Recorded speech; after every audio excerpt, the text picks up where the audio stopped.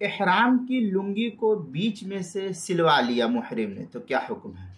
چنانچہ احرام کے کپڑوں میں بہتر یہی ہے کہ وہ بالکل سلے ہوئے نہ ہو، لیکن اگر کسی نے لنگی کے ایک کونے کو دوسرے سے باندھ لیا یا سلوا لیا تو اس پر کوئی جزا لازم اور ضروری نہیں ہوں گی۔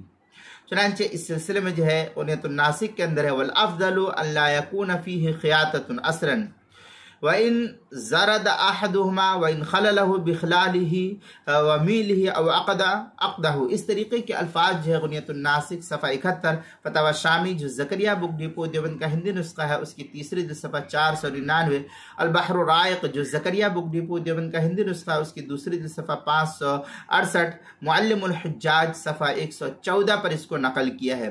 حضرت مولانا مفتی محمد سلمان صاحب منصور پوری دامت برکاتہم اپنی کتاب المسائل میں نوٹ کے تحت لکھتے ہیں اگر کسی شخص کو بے سلی لنگی پہننے کی بالکل عادت نہ ہو اور ایسی لنگی پہننے سے کشف عورت یعنی کشف عورت کا واقعی خطرہ ہو، سطر کے کھلنے کا واقعی خطرہ ہو تو اس کے لیے سلی ہوئی لنگی پہننے میں کوئی حرج نہیں ہونا چاہیے۔ مرتب یہ کہہ کر کے جو ہے انہوں نے تفصیل نقل کی ہے۔